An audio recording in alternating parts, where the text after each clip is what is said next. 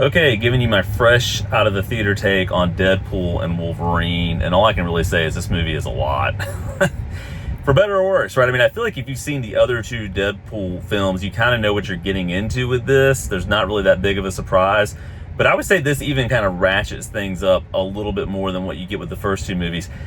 And the plot basically has to do with kind of the well-worn and tread Marvel multiverse kind of stuff. If you're familiar with the Loki TV series and the Time Variance Authority, that's like a central piece of this story.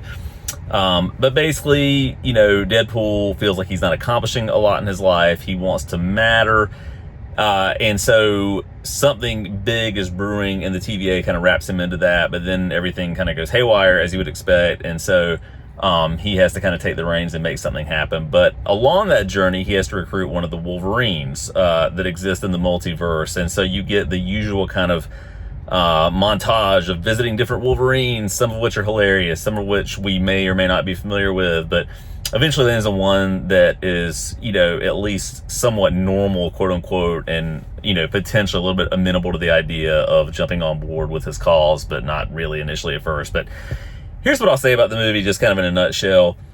It is, in turns, hilarious, but also exhausting. Like, again, if you've seen Deadpool, you kind of know what you're getting into with that, but the amount of times that the fourth wall is broken in this becomes a little bit overwhelming as things go on. Like, it gets to a point where I started to roll my eyes a little bit of like, the joke is getting tired now. Like, let's just get on with it. And there's actually one point late in the movie where Deadpool breaks that fourth wall and says, "We're in the home stretch now, I promise." And all I could think was, that's not great if he felt the need to say that. Like, if the audience is thinking, when is this going to end? When are things going to wrap up?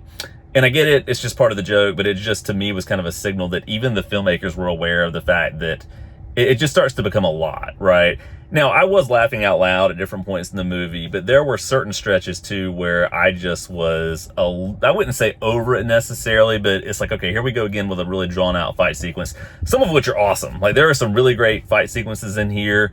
It does not shy away from the ultra gore and violence that you would expect with Deadpool, and it gets into that, and you get a really kind of, even more so even than in Logan, I think, a version of Wolverine here that's just completely off the wall and just angry at everything, angry at the universe.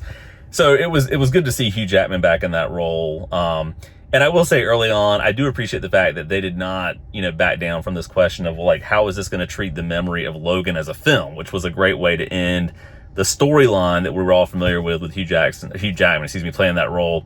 It's just a really funny opening sequence, the way they handled that. I appreciated that. I did feel that the movie kind of starts to sag and drag a little bit as things go on, because it just starts to feel kind of familiar, right? And there's just a lot of nods to, oh, you know, Marvel would never do this, wink, wink, or Disney and Fox, they messed this up, but look what I'm serving you here in this movie.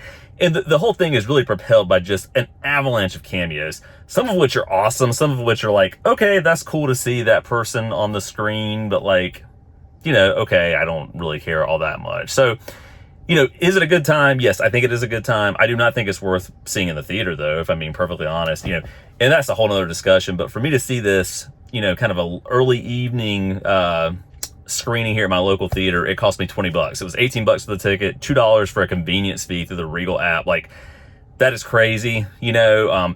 It's the kind of movie that, unless you're just a hardcore Deadpool fan, you can just wait for this to come out in some kind of streaming platform and totally get your enjoyment out of it. So definitely not terrible, but also not amazing. And this whole shtick, I think, with Deadpool is starting to run a little bit thin. Again, totally, I had a good time watching it, but it wasn't anything that completely blew my mind.